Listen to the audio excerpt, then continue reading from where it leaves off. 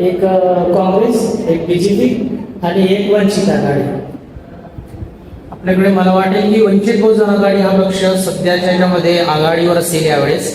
कारण म्हटलं तर मी माझा परिचय देतो. मी ॲडव्होकेट रितेश मारकवार, मी एक ओबीसी आहे. पण मला डॉक्टर बाबासाहेब आंबेडकरांचे जे विचार होते, मला वंचित बहुजन आघाडी हा पक्ष आवडतोय. कारण ज्या संविधानाचे कर्ते म्हणून आपले डॉक्टर बाबासाहेब आंबेडकरांनी संविधान लिहिला, त्यांचे रक्षक आता फक्त आपले ॲडव्होकेट बाळासाहेबच आहेत. आणि आपल्याला आपल्या देशात जर पाहिलं तर लोकशाही फक्त नावाने आहे. आपल्याला पहिल्याच्या कालखंडामध्ये इंग्रजाविरुद्ध आपल्याला लढा देण्याकरिता रस्त्यावर लोक उतरत होते, कारण ते परके होते. पण आजकाल जर पाहिले तर रस्त्यावरती आपल्याकडे शेतकरी उतरतात. एकीकडे जर बलात्कार झाला तर रस्त्यावरती FIR दर्ज करण्यासाठी लोक रस्त्यावर उतरतात. शिक्षणाच्या शाळा ह्या मागील वर्षात जर बघितले 15,000 शिक्षणाच्या शाळा बंद झाल्या, मराठी शाळा, आणि 18,000 दारू दुकान चालू झाले. म्हणजे आपल्याला जर विचार केला तर हे RTI मधले मी मागितलेली गोष्ट आहे माझ्याकडे. म्हणजे एक विचार करण्यासारखी गोष्ट आहे की आपल्याकडे दुसरा पक्ष हा आपल्याला फक्त बनवून राहिला आहे, आपला विकास चालू नाही. कारण आपल्याला त्यांना माहित आहे शिक्षण हे वाघिणीचे दूध आहे, जो पेल तो गुरुकुलेश्वर राहणार नाही, हे डॉक्टर बाबासाहेब आंबेडकरांनी म्हटलं होतं. म्हणून आजच्या काळामध्ये कदाचित आपल्याकडे बीजेपी किंवा जे काँग्रेस आहे किंवा अदर पक्ष आहे ते पक्ष आपल्याला शिकू देत नाही. शिक्षण बंद होण्यासारखे मार्ग आहे, म्हणजे ज्याची सवडच देत नाही. कारण ते जर शिकले तर ते संघर्ष करतील. म्हणूनच मला वाटते की याला जर आपल्याला वंचित बहुजन जर आघाडी ही जर पाठिंबा जर दिला आणि ही जर सत्तेत आली तर खरंच संविधानाचं रक्षण होईल आणि खरंच देशाची प्रगती होईल. बरं, तुमचं नाव सांगा ना. माझं ॲडव्होकेट रितेश मारकवार, मी वंचित बहुजन आघाडी तालुकाध्यक्ष. अच्छा, तुम्ही कोणत्या समाजातून आले? मी ओबीसी कलार समाजामधून आलोय. तुम्ही ओबीसी समाजातून आले तरी पण तुम्ही वंचित सीट जोडून आहे. वंचित मधले जे आपले त्यांच्यामध्ये जे लिखित संविधान आहे, त्या संविधान आपल्या फक्त एखाद्या समूहापुरतं नाही तर पूर्ण देशाला लागून आहे. म्हणजे आपण ज्यांचा विचार करतोय आणि त्या संविधानाचे आता सध्या रक्षक म्हटलं तर आपले बाळासाहेब आहे आणि त्यांच्या पाठीशी खंबीरपणाने उभे राहणं ही आपल्याला कदाचित आवश्यक आहे. मला असं वाटतं जर आपण जर त्यांच्या पाठीशी खंबीरपणे जर उभे राहिले नाही तर उद्याच्या दिवशी कदाचित आपल्या देशामध्ये हुकुमशाही चालू होईल. म्हणजे आज जर आपण जर पाहिला की आपल्या देशामध्ये खूप सारे पक्ष आहेत, खूप साऱ्या पक्षांचे झेंडे घेऊन सर्वजण फिरतात.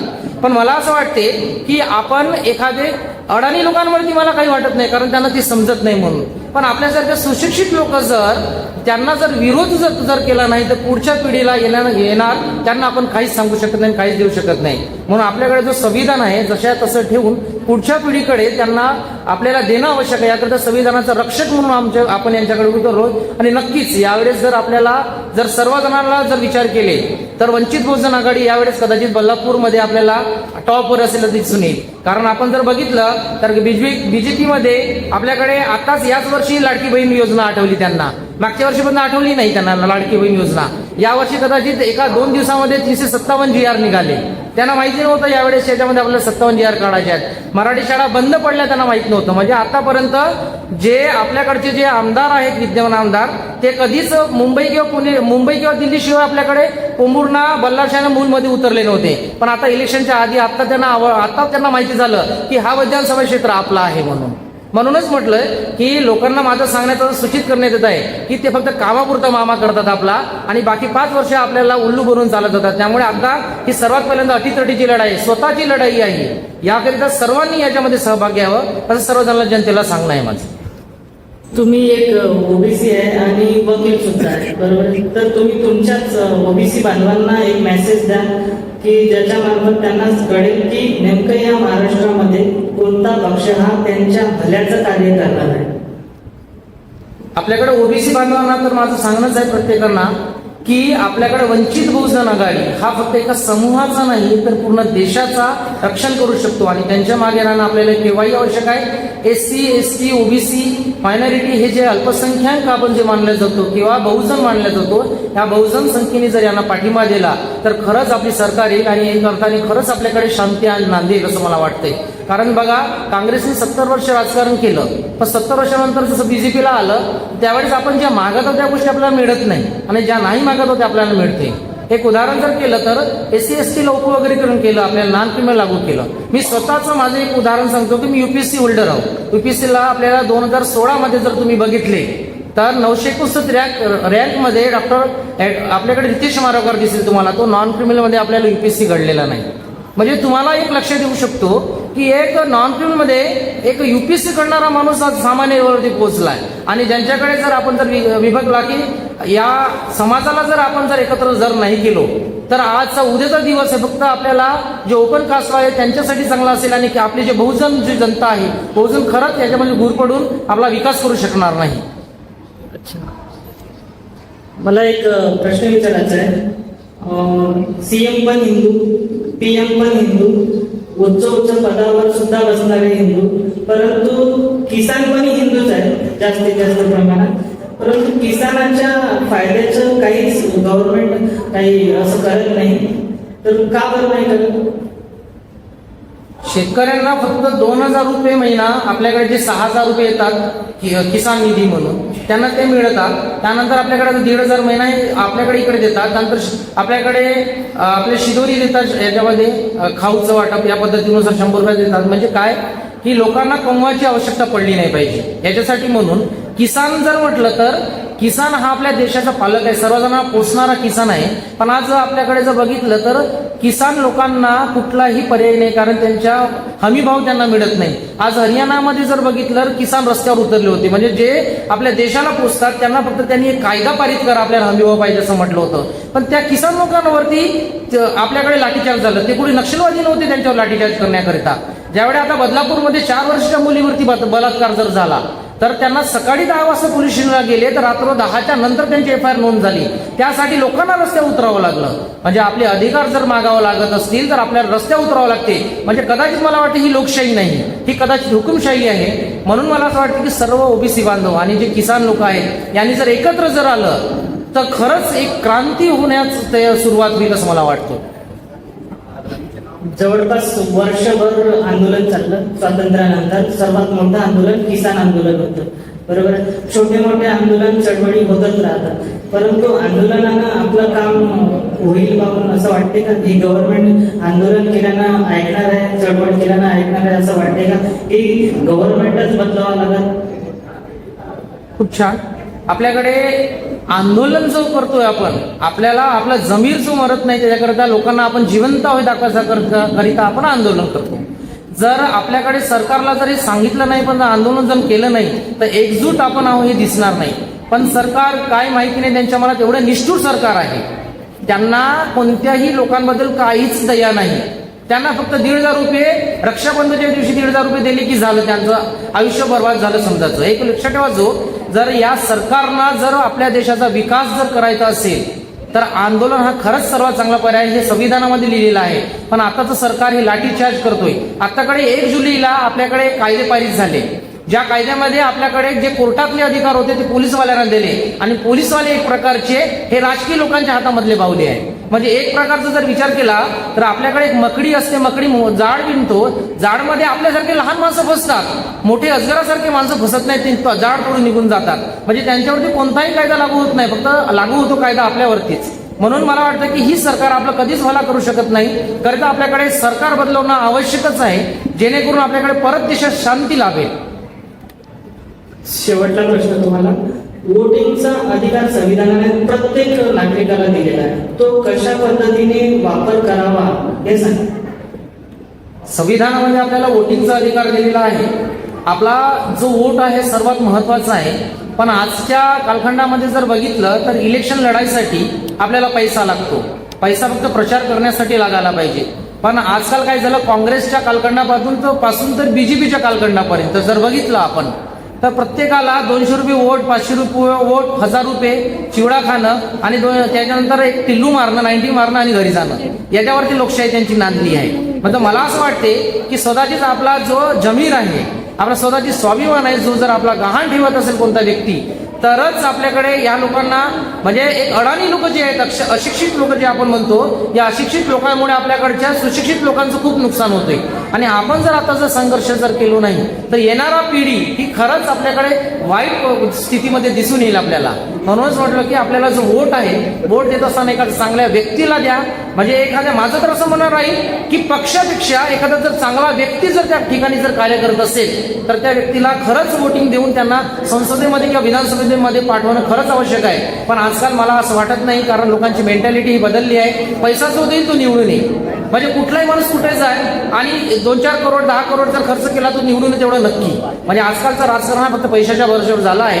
त्यामुळे माझं असं सर्वांना विनंती राहील की यावेळेस तरी अटीतटीची लढाई आहे, पैसे घ्यायची आवश्यकता नाही. आपला जमीन आपला जर आपल्याला स्वतः सेल्फ रिस्पेक्ट जर आपल्याला वाटत असेल तर खरंच पैसे न घेता आपल्याला जो योग्य उमेदवार आहे तो भले ते कोणत्या पक्षाचा असेल, जर वंचित बहुजन आघाडीचा जर उमेदवार जर त्यांना जर योग्य वाटत असेल तर त्यांनाही ते वोटिंग करू शकतात. म्हणजे त्यांना वंचित बहुजन आघाडी याच्यासाठी म्हटलं कारण मी सर्वस्वी अभ्यास केला आणि मला असं वाटलं की वंचित बहुजन आघाडीशिवाय या देशाला किंवा या राज्याला पर्याय नाही. म्हणजे आता समजा विचार जर केलं, बाणाचा काही आता नेम नाही राहिला, बाणामध्ये आता काही नेम नाही राहिला आणि आता बीजेपीचा काही बीजेपीमध्ये कधी काय म्हणतो त्याला आपण बीजेपीचा काही आता गेम नाही राहिला. आणि आता मला असं वाटतं वंचित बहुजन आघाडीशिवाय आता आपल्या दुसरा पर्याय राहिला महाराष्ट्राला. म्हणूनच म्हणतो मी की या भव्य कार्यकर्ता मेळाव्यामध्ये माझे सर्वजणांना एवढंच म्हणणे राहील की एक तन मन धनातून आपल्या सर्वांना आपल्याला असं विनवणी राहील की खरंच यावेळेस वंचित बहुजन आघाडीचे जे आपले उमेदवार आहेत ते खरंच आपल्या विधानसभेमध्ये पाठवा आणि खरंच पहा क्रांती होईल नाही तर.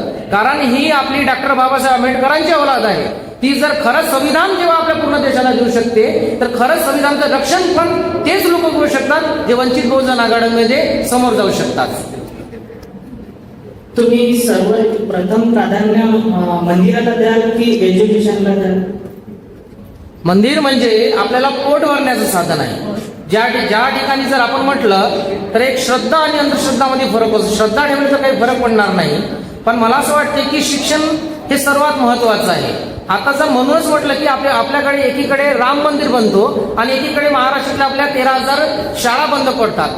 म्हणजे मग शिक्षणाला किती महत्व आहे. जे शिकले नाही ते गुरगुरणार नाही आणि गुरगुरणार नाही तर प्रश्नच पडणार नाही आणि प्रश्न पडणार नाही म्हणजे प्रतिस्पर्धी तयार होणार नाही. म्हणजे एक मुख्य लोकांचं जीवन तयार होईल. म्हणजे ज्या जुन्या कालखंडामध्ये जे आदिवासी लोक तयार झाले होते त्याच पद्धतीनं आताचा कदाचित काळ येईल समोरचा. म्हणूनच मला असं वाटतं की जे शिक्षण आहे ते शिक्षण सुरू करण्याकरता आपल्याला सरकारला कुठेतरी आपल्याला प्रयत्न करावा लागेल. पण सरकार मराठी शाळा बंद करतायत. जर एक विचार केला तर एका तालुक्यामध्ये आपल्याकडचे जर विचार केला की आपल्या मूल तालुक्याची गोष्ट सांगतो की 12 आपल्याकडे जवळपास कॉन्व्हेंट्स आहे. या कॉन्व्हेंट्सला परीक्षा सरकारनेच दिली. मग जेव्हा 12 कॉन्व्हेंट्स ओपन्स आहे त्यामुळे मराठी शाळा तर बंदच पडणार आहे. मग मराठी शाळेला कॉन्व्हेंट्स लोकांचा दर्जा का बरं देत नाही, त्याच्यामध्ये इंग्लिश शिक्षण का बरं देत नाही, त्याच्यामध्ये का बरं चांगले शिक्षण देण्यासाठी लोकांना उद्योग करत नाही. त्या पद्धतीने त्यांच्याकडे शिक्षक नाही असं नाही, त्या शिक्षकांना कुठेतरी ढम्म करून ठेवून दिला आहे. त्यांचा मेळावा लावत नाही, त्यांचं कुठेतरी त्यांचं उद्बोधन करत नाही. याकरिता म्हणजे तो आपापच मग मुलांचा जर शिक्षणाकडचा कल वळला तर तो आपल्याकडे कॉन्व्हेंटकडे वळतो आणि कॉन्व्हेंट हे लोकांचं पोट भरण्याचं साधन आहे, शिक्षणाचं नाही. त्याकरिताच मला असं वाटतं की शिक्षण आजच्या जमान्यात याच्यामध्ये जर आवश्यक आहे एवढं म्हणतोय. कारण मंदिराने जर आपल्या देशाची प्रगती होणार नाही मला माहिती आहे. मंदिराने फक्त भिकारी वाढतील, पण शिक्षणाने खरंच आपल्याकडचे कलेक्टर लोक होतील एवढं नक्की सांगतो मी तुम्हाला. धन्यवाद सर. धन्यवाद. सर मी परत तुम्हाला एक प्रश्न विचारू इच्छितो. तो म्हणजे ओबीसी जनगणना. ते ओबीसी जनगणनेबद्दल थोडं सांगत होतं मी. आपल्याकडे ओबीसी ही एक सर्वात मोठा आपला व्याप असलेला जातीचा समूह आहे. त्याच्यामध्ये आपल्याकडे दर 10 वर्षांनी जनगणना होणं असं अपेक्षित संविधानामध्ये लिहिलेलं होतं. याचं कारण असं की जर ज्या जातीची लोक जास्त असतील त्या पद्धतीचा सर्व पाठपुरावा किंवा कदाचित सर्वात जास्त आपल्याला निधी त्या समाजाकडे पाठवता येईल याकरिता म्हणून जनगणना आवश्यक आहे. पण आपल्याकडे ज्यावेळेस बीजेपी सरकार आली तर त्यावेळेसपासून अजूनपर्यंत जनगणना झालेली नाही. जनगणना करायसाठी सरकारने जी आर पण काढला पण त्यांना सर्वजणांनी विरोध केला. याचं कारण म्हटलं तर आपल्याकडे जातीनिहाय जनगणना पाहिजे होती. जोपर्यंत प्रत्येक जातीचा माणूस आपल्याला किती पर्सेंटेज आहे किती याच्यामध्ये जोपर्यंत कळणार नाही तोपर्यंत त्या जातीचा विकास करता येणार नाही. म्हणूनच आपल्याला जातीनिहाय जनगणना पाहिजे होती. त्यामुळे काय होते की एका ओबीसी हा फक्त एका जातीचा समूह नाही तर त्यामध्ये नियर अबाउट 1500च्या वरती जाती आहेत. यामुळे सर्व जातींचा विकास कशा पद्धतीने करता येईल याकरिता म्हणून जातीनिहाय जनगणना आवश्यक आहे. पण सरकारने या जातीय जनगणनेकडे दुर्लक्ष केलं. तसंच आपल्याकडे आता SC आणि ST यांची सुद्धा जातीय जनगणना करणं आवश्यक होतं. म्हणजे आपल्या देशामध्ये कोंबड्या मेंढ्यांची जातीय जनगणना याच्यामध्ये जनगणना केली जाते. कोंबड्या किती आहेत, मेंढ्या किती आहेत, पण त्यांच्यापेक्षा कदाचित आपल्याकडे आपली जनगणना करणं आवश्यक सरकारला वाटलं नाही. कदाचित त्यांना असं वाटलं असेल की आपण त्यांच्यापेक्षा कमी लेवलची आहोत, माणसांची लेवल ही कमी आहे आणि कोंबड्या आणि डुकरांची लेवल जास्त आहे, म्हणून त्यांची जनगणना केली गेली आणि माणसांची जनगणना केली गेली नाही. कारण हे जर लोक एका जातीमध्ये जर बांधले गेले तर समूह मिळेल आणि समूहाचे लोक जर भरकटले तर आपल्याला कधीही मतदान करणार नाही. याकरता भरकटलेल्या लोकांना येथील जो आता पक्ष किंवा जी सत्ता आहे ही सत्ता एकत्र येऊ देत नाही. कारण त्यांना कुठल्या नाही कुठल्या मार्गाने ते वेगळे करण्याचा प्रयत्न करतो. म्हणून जातीय जनगणना ही सरकार करत नाही आणि त्यांना कोणताही प्रश्न उद्भवला नसला, एवढी मोठी यंत्रणा आहे त्यांच्याकडे, पण जाणून बुजून जातीय जनगणना करणं त्यांना उचित वाटत नाहीये. पण असं वाटेल मला की सरकारला जोपर्यंत जातीय जनगणना करत नाही तोपर्यंत कोणत्याच प्रकारच्या ज्या योजना आहेत या योजना लावण्याचा पण त्यांना अधिकार नाही. जसं SC ST जातीय जनगणना न करता त्यांच्याकडे आपल्या नॉन क्रिमिनल अट लावली. नॉन क्रिमिनल म्हणजे काय की एक व्यक्ती जर त्या गटामध्ये दोन गट, एका जातीत दोन गट करण्यात आले म्हणजे दुफडी वाजवण्यात आली, एक श्रीमंत आणि एक गरीब, म्हणजे 8 लाख जो कमवणारा माणूस असतो तो गरीब आणि 2.5 लाख कमवणारा श्रीमंत, अशा त्या गटामध्ये कुठेतरी विभागणी करण्यात आली. म्हणून जातीय जनगणना करून त्यावरतीच उपाययोजना करणं आवश्यक आहे. असं सरकारला तर योग्य वाटत असलं, पण सरकार जोपर्यंत लोकांना वेठीस धरत नाही तोपर्यंत कोणतेच काम करत नाही. मला असं वाटतं की या 2024 मध्ये जरी 400 पारचा नारा असेल, पण या विधानसभेमध्ये कदाचित त्यांच्याकडे जी सत्ता आहे ती बसणार नाही. तुम्ही मला माहिती आहे की एखाद्या अंधाऱ्या रात्रीमध्ये अजित पवारांनी सरकार बसवली होती, ज्यावेळेस कोणी फिरायला सुद्धा उठत नाही. म्हणजे सरकार बसवण्याकरिता ते किती उत्सुक असतात. मग एवढी उत्सुक जर सरकार जर आपल्याला कार्य करण्यासाठी आहे तर जातीय जनगणना करण्यासाठी त्यांना कोणतंच अडचण निर्माण नव्हती. त्यामुळे त्यांना अडचण फक्त त्यांना सत्ता पाहिजे. आजकाल जर कार्य करायचं असेल, आपल्याकडचे लोक फक्त नेतेगिरी करतात, कार्यकर्ते कोणीच नाही. एसीच्या रूम मध्ये बसून शेतीच्या बांधावरती असणारे प्रयोग तिथं राबवतात ते. मग त्यांना काय समजेल की शेतीच्या बांधावरती काय आहे आणि एसीच्या रूम मध्ये काय असतो. मुंबईमध्ये बसणारा माणूस माहिती नाही की वर्षामध्ये त्यांच्या शेतीमध्ये काय चालू आहे. म्हणजे तिथं ढोबळ माराने उत्तर देतात ते या पद्धतीनुसार. तुम्हाला माहिती आहे आजकालच्या याच्यामध्ये जर सरकारी दवाखान्यात जर जाऊन बघितले तर सरकारी दवाखान्यामध्ये धूळ खात आहे, कोणालाच माहित नाही. आपण जेव्हा जाऊन बघतो शिक्षणाची व्यवस्था केली नाही, आरोग्याची व्यवस्था नाही, आपल्याकडे रोड बरोबर नाही. जोपर्यंत एखाद्या रोडवरती ऍक्सिडेंट होऊन कोणी जो मरत नाही तोपर्यंत त्या रोडचं खडीकरण केलं जात नाही. एखाद्या सिमेंट रोडवरती जर बघितलं खड्डा बुजवायचा राहिला, कालच बघितलं तर त्यावेळेस तिथं माती भरून खड्डा बुजवला जातो. खरंच सिमेंट रोडवरती माती बुजून खड्डाचं म्हणजे एवढे मोठे इंजिनियर आहेत, मग ते इंजिनियर लोकांना कसं काही समजलं नाही. म्हणून मला असं वाटतं की ज्यांना या पद्धतीनुसार जर एकत्र आलो आणि जनगणना जर केली तरच कदाचित आपण एकत्र येऊ आणि आपली लोकशाही खरंच चांगल्या रीतीने त्यावेळेस नांदेल असं मला वाटतं. धन्यवाद. सर, दुसरा प्रश्न म्हणजे ते आता वर्गीकरणाचं चालू होतं, ते वर्गीकरण झालं पाहिजे की नाही झालं पाहिजे याच्याबद्दल? वर्गीकरणाचा जर प्रश्न जर विचार केला तर वर्गीकरण व्हायला नको की व्हायला पाहिजे सरकारला माहित. पण माझं असं म्हणणं आहे की वर्गीकरण संविधानामध्ये या पद्धतीमध्ये लिहून ठेवलं आहे, ज्यावेळेस त्या समाजातील लोक एक उच्चभ्रू किंवा सुशिक्षित किंवा मोठ्या पदावर पोहोचतील त्यावेळेसच त्यांच्याकडे वर्गीकरण करावं. पण आता त्यांची कोणतीही जनगणना केली नसाल किंवा त्या एखाद्या समाजाचा जर विचार न करता तिथल्या एखाद्या ढोबळमानाने जर त्याच्यामध्ये जर वर्गीकरण करत असेल, हे सर्वस्वी चुकीचं आहे आणि असंवैधानिक आहे. संविधानामध्ये या पद्धतीचा कुठलाही उल्लेख नाही. जोपर्यंत त्यांची प्रगती होणार नाही तोपर्यंत त्यांना कुठलाही प्रकारचं असंवैधानिक काम करता येणार नाही. तरी पण सरकारने कोणालाही न विचारता आपल्याकडे याच्याकडे वर्गीकरण हा लागू केलाय आणि याच्यामध्ये एकाच समाजाचे 2 भाग करण्यात आले. म्हणजे कदाचित त्याच 2 लोकांमध्ये आपल्याला भांडण लावायचं आहे आणि आपल्याला त्यांचा फायदा घ्यायचा असं सरकारला वाटत असेल. त्यामुळे वर्गीकरण ही सर्वात जास्त मोठी सरकारची चूक आहे आणि त्यामुळेच यावेळेस तरी सरकारला वेठीस धरणं आपल्याला आवश्यक आहे. धन्यवाद सर.